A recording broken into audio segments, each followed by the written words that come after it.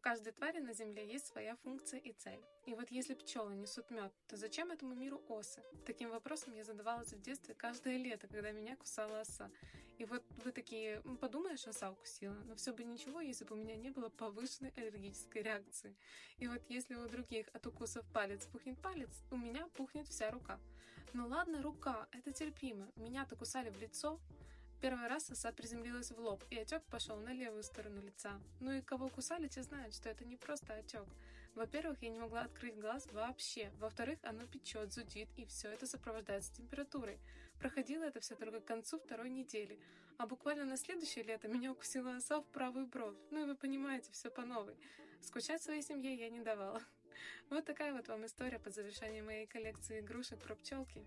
А если вы до сих пор дослушали и все еще задаетесь вопросом, зачем осы на земле, ребята, они по кайфу убивают насекомых вредителей. Как иронично. Так что будьте осторожны в этот сезон.